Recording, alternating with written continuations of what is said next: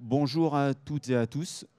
Merci d'être aussi nombreux pour cette présentation des 24 heures du Mans qui carburent à la data. Pour cette intervention, je serai accompagné donc de Jean-Jacques. Bonjour. Donc je me présente, je suis Thomas Delafosse, je travaille chez Orange Business dans l'entité qui porte le digital, la data, l'IA et le cloud. Et je suis ravi d'être aujourd'hui accompagné de notre client Sarthe Tourisme. Je laisse se présenter. Donc moi je suis Jean-Jacques Fournier, je suis le directeur de Sarthe Tourisme. Donc Sarthe Tourisme c'est une agence de développement touristique. On a 3 missions. Une première mission c'est la promotion de la destination Sarthe et Le Mans. Une deuxième mission c'est l'attraction d'investissements sur le département. Donc on génère et on gère et on accompagne environ 50 millions d'euros d'investissements touristiques sur le département par an. Et pour bien faire tout ça, on a besoin d'observation. Et donc c'est notre troisième métier et c'est là que Fluvision intervient. Voilà, donc on a travaillé ensemble sur l'observation des 24 heures du Mans 2023, donc de l'année dernière. Et on va vous en parler en 3 parties. Donc déjà, on va vous faire un petit rappel sur l'événement en soi, les 24 heures du Mans, pourquoi il y a cette renommée, quelles étapes historiques ont connu cet événement. Ensuite, on va vous montrer comment on a observé donc les flux de personnes, les flux de visiteurs, l'outil en fait Fluvision que Orange propose à ses clients.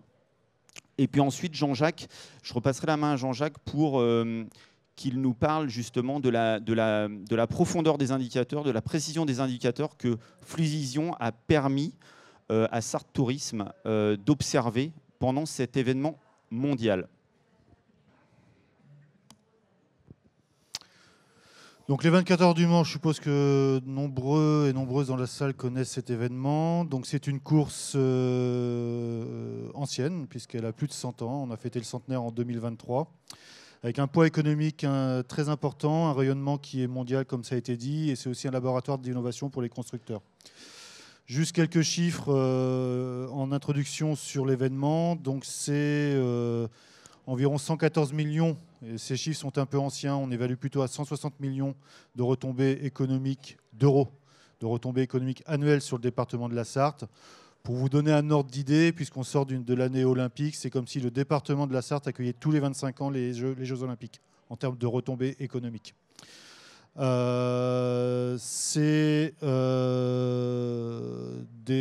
un impact sur l'emploi assez important. Pendant la semaine de l'événement, c'est 12 000 ETP qui travaillent sur le circuit. Et à l'année, c'est environ 2500 ETP. C'est un événement avec un fort rayonnement. Tous les ans, on a 113 à 120 millions de téléspectateurs dans le monde. Une communauté très très importante qui permet de faire de cet événement un événement à vocation mondiale où la planète entière le regarde et vous allez voir dans les chiffres, vient sur le territoire. Troisième aspect de cette course, c'est que depuis 100 ans, ça a été un laboratoire d'innovation pour les constructeurs. Les essuie-glaces que vous avez sur votre voiture, ça vient du Mans. Voilà. Les phares anti-brouillard, ça vient du Mans. Les freins à disque, ça vient du Mans. Le premier moteur hybride, ça vient du Mans quand l'organisateur a modifié son règlement et a dit au constructeur vous avez tant de kilos d'essence pour faire les 24 heures, débrouillez-vous pour optimiser votre consommation. Voilà. Le premier kilomètre de route bitumée, c'était sur le circuit du Mans, etc., etc., etc. Voilà. Donc c'est un véritable laboratoire d'innovation avec plein d'histoires et c'est tout ça qui fait que cette course est vraiment mythique au niveau mondial. Donc tout ça, c'est hyper important pour donc, le département de la Sarthe. Et donc Sarthe Tourisme a souhaité en savoir un peu plus sur la typologie de ses visiteurs, la durée de leur visite, combien de temps ils restent dans le département pendant cet événement. Donc, mais comment on a fait pour observer tout ça? Vous avez là sur les écrans une typologie de réseau, donc Orange, du téléphone, j'ai bien dit téléphone et pas du smartphone, mais du téléphone jusqu'à l'écran de BI qui va permettre à notre client d'afficher ces différents indicateurs et de pouvoir analyser les visiteurs. Donc vous avez ici à gauche l'ensemble des téléphones qui contiennent une carte SIM et qui sont aujourd'hui accrochés au réseau mobile d'Orange. Toutes ces cartes SIM-là qui sont dans la zone que le client souhaite observer remontent et sont collectées sur le réseau mobile Orange. Ensuite, il y a un traitement qui concerne à anonymiser l'ensemble des informations qui sont collectées. Donc, toutes ces informations sont collectées, elles sont ensuite passées dans une moulinette et qui fait un redressement aussi des différentes informations collectées, des différentes cartes SIM qui sont collectées, des différentes cartes SIM qui ont été observées sur la zone du circuit des 24 heures. On est sur une possibilité, même avec cette plateforme, de retranscrire les indicateurs en quasi-temps réel de ce qu'on observe. Ensuite, les différents indicateurs, en fonction de ce que le client souhaite observer, sont mis en forme en fonction de la typologie de l'événement, du type d'événement, de la durée de l'événement. On customise et on met en forme différents indicateurs. Et pour terminer, on met à disposition l'ensemble des données recueillies, redressées, anonymisées, mises en forme au travers une BI dynamique que nos clients peuvent consulter, peuvent filtrer de manière dynamique pour ensuite pouvoir valoriser les données observées pour de la communication externe, conférence de presse, bilan d'un événement, mais aussi pour des décisions internes qui vont permettre à nos clients de mieux dimensionner ou d'apporter une réponse en termes d'hôtellerie, en termes de restauration différentes et de pouvoir prendre des décisions aussi internes. La zone que nous avons observée, donc bien entendu, c'est la zone dans laquelle il y a le circuit des 24 heures du Mans. Comme vous l'aurez compris, l'analyse de la captation des données de carte SIM est liée à la densité et à la position des antennes de réseau mobile. Donc on n'est pas du tout sur une localisation GPS, on est sur une triangularisation et on recueille les différentes cartes SIM qui sont accrochées et qui transitent sur le réseau mobile Orange. Donc voilà la zone qu'on a observée, qu'on a validée ensemble avec notre client Sardes Tourisme. Et ça nous a permis de remonter tout un tas d'indicateurs. Et je repasse la main à Jean-Jacques pour vous montrer la précision et jusqu'où on peut aller dans les indicateurs.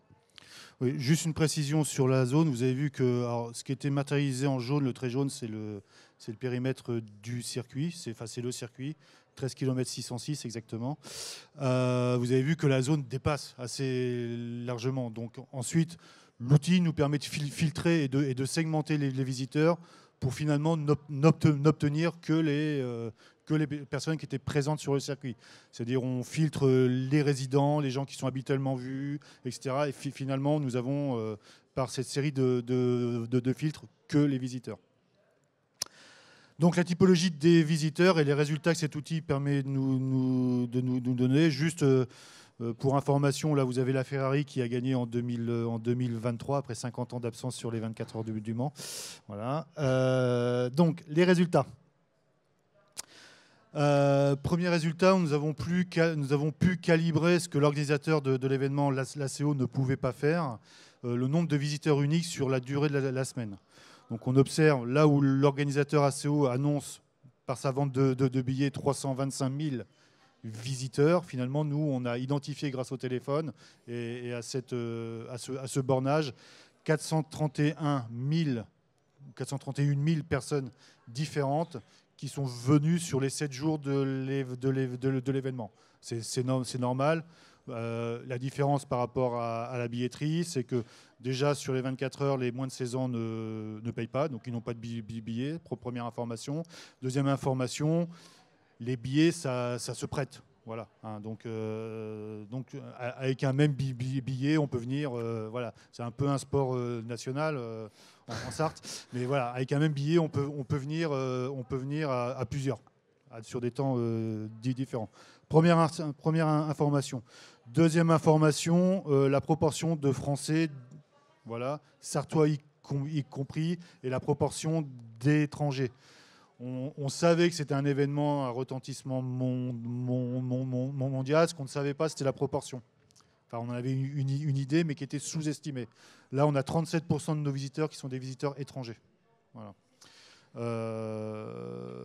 Et les Sartois, 119 000 visiteurs sartois sur la semaine. Ça veut dire quoi? Ça veut dire un Sartois sur 5 est venu au moins une fois sur la course pendant les 24 heures. Donc vous imaginez déjà, alors nous en termes d'information touristique c'est important, mais pour les gens ou les entreprises qui exposent ou qui ont un stand sur la course, c'est des choses assez intéressantes. Si on veut être visible de la population sartoise, par exemple, ça vaut peut-être le coup d'être sur l'événement. Donc après, on peut aller dans le détail en analysant le public par origine. Donc sur le public national, donc 268 000 visiteurs, donc une augmentation, là c'est les chiffres de 2023, une augmentation de 47% par rapport à 2022. Comme je disais tout à l'heure, 2 Sartois sur 10 sont venus au moins une fois sur la semaine. Et après, on est capable d'identifier les origines géographiques. Alors là, c'est par département des visiteurs nationaux.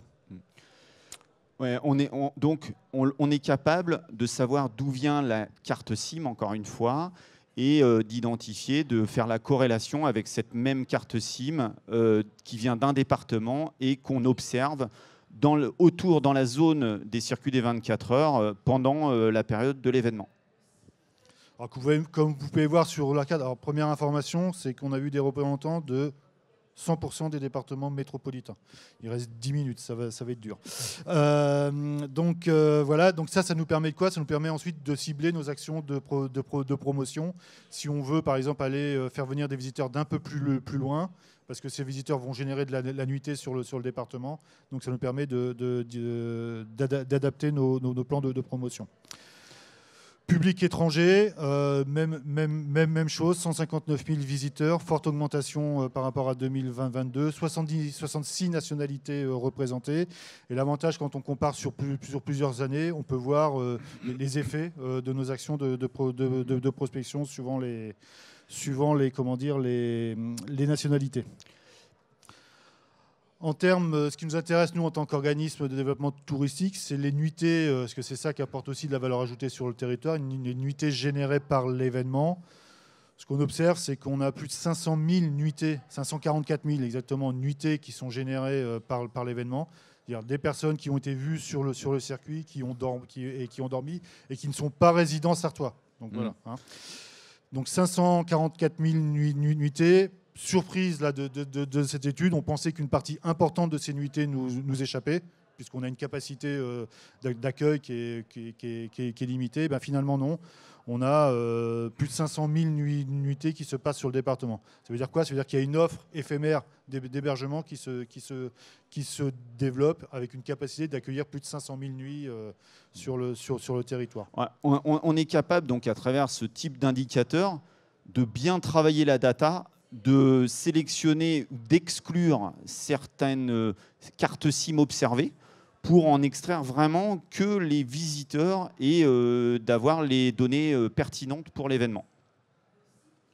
Donc après, on peut aller plus dans le détail, dans le lieu des nuitées, donc sur les départements limitrophes, mais on peut aussi aller par commune, par agglomération. Enfin, voilà. Donc, voilà un peu ce que nous donne l'outil très brièvement. On a d'autres données, les âges, les CSP, le temps de présence sur le circuit, la récurrence, la présence par pas de 2 heures, enfin, etc. Qui permet, nous ça nous concerne moins, mais qui permet par exemple à l'organisateur d'adapter son staff par rapport à la fréquentation. Ouais, on est capable d'avoir une granularité sur les temps de présence sur le circuit, comme disait Jean-Jacques, qui peut permettre à l'organisateur de l'événement de dimensionner ses secours, de dimensionner ses personnes d'accueil, et vraiment avec une finesse de 2-3 heures par créneau de 2-3 heures, voilà, assez facilement.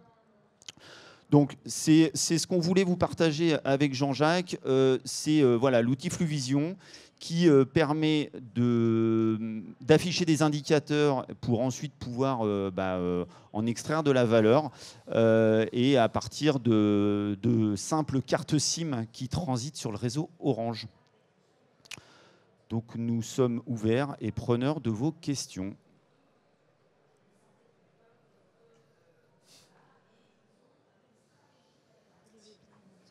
Ça marche. Merci en tout cas pour la présentation. Une question, c'est quelle décision Fluvision vous a permis de prendre sur l'édition 2024 concrètement? Là, on a vu les KPI. Quelle décision vous avez pu prendre grâce à cette solution-là et que vous n'auriez pas pu prendre sans cette vision? Merci.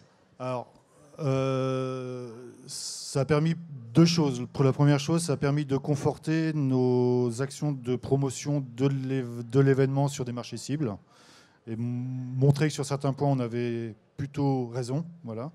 Et après, ça a permis d'adapter aussi ces actions de promotion pour les futures éditions. Et notamment, on peut voir là qu'on a une représentation assez forte sur l'ouest de la France. On peut dire que les départements limitrophes ne génèrent pas de nuitées, donc on va plutôt aller chercher à l'extérieur de manière à générer des retombées. Ça, c'est le premier point, enfin, ou les deux premiers points. Le troisième point, tout à l'heure, je vous ai dit que dans nos métiers, on avait un métier d'attirer des investisseurs touristiques sur le territoire.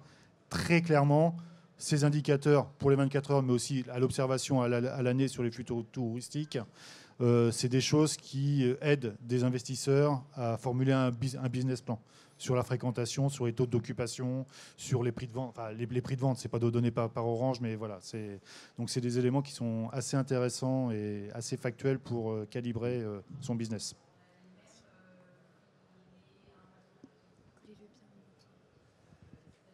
Oui, là on a vu beaucoup de KPI qui étaient sur l'année 2024.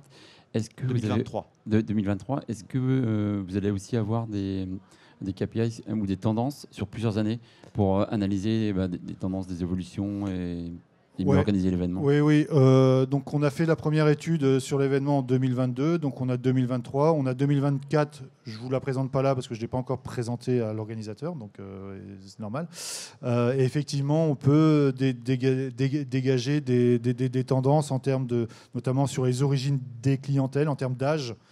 Il semblerait qu'on ait une tendance assez structurelle au rajeunissement de la fréquentation, ce qui est plutôt positif. Voilà.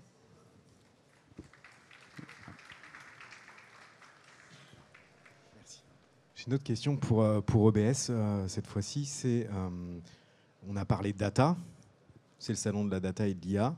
Est-ce que dans Fluvision, il y a une intégration à venir de l'IA justement pour cette fois pas analyser les années passées, mais justement faire de la prévision voilà. C'est une excellente question. Alors déjà, historiquement, le produit Fluvision d'Orange a fêté ses 10 ans. Donc c'est un produit qui a plus de 10 ans qu'Orange propose à ses clients. Et donc voilà, avec des algorithmes assez éprouvés sur l'analyse de la data, le redressement de la data, puisque voilà, on le sait tous, hein, il n'y a pas qu'un seul opérateur en France, mais on a la chance, nous, Orange, d'être le premier, donc d'avoir une représentation significative, en tout cas, des cartes SIM observées, mais ça ne nous empêche pas d'avoir besoin de le redresser les données, puisqu'on n'observe pas les cartes SIM des autres opérateurs. Et donc l'IA, oui, est dans la feuille de route. Aujourd'hui, voilà, je ne peux pas en dire plus, mais oui, bien entendu, les équipes Fluvision, parce qu'il y a une équipe dédiée au sein d'Orange qui travaille sur ce produit-là, avec des data scientists et ainsi de suite. Et l'IA est au programme, ouais, tout à fait.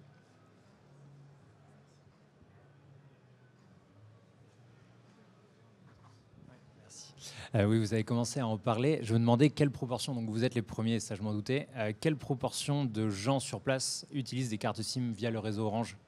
Voilà. Est-ce que vous savez? Et comment vous estimez ça et tout ça? Alors, là, ça va sortir un peu de mes compétences pour dire ça, mais parce que en fait, on observe des cartes SIM et ensuite, les data scientists, les experts en la matière, ont un levier en fait de redressement en fonction. Nous, on sait la part de marché qu'on a sur la Sarthe, on a nos propres données en termes de part de marché Orange, et donc il y a tout un tas d'indicateurs qui sont redressés, qui sont pris en compte pour que les données observées représentent finalement qui soit le plus proche de la réalité. Voilà. Et comme le disait Jean-Jacques, ça a été vraiment confirmé, parce que là, on est sur un événement avec une billetterie. Donc, on a la capacité à pouvoir comparer, en tout cas rapprocher les données observées des nombres de billets vendus.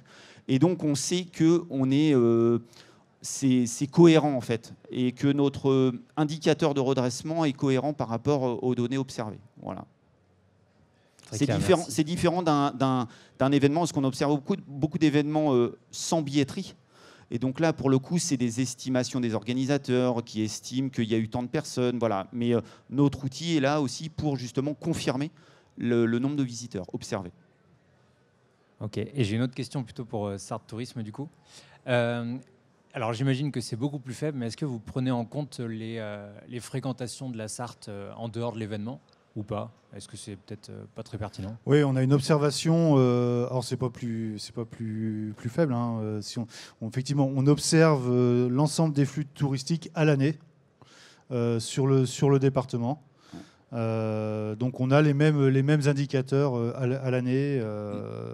Donc sur le département et sur tous les territoires de destination infra-départementale.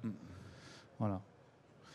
On travaille aujourd'hui avec une grande majorité de départements français avec les représentants du tourisme dans chacun des départements et avec des indicateurs à l'échelle du département, en fait.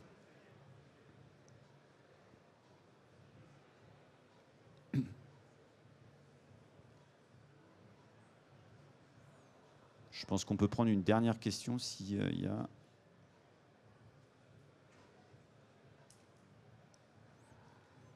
Un grand merci à toutes et à tous. Voilà. Donc, merci aussi. Alors, j'espère vous avoir donné aussi envie de venir les 24 heures. Billetterie en vente à partir de mi-novembre. Dépêchez-vous, l'année dernière, on a vendu 300 000 billets en 72 heures. Donc, si vous voulez y participer. Merci Jean-Jacques.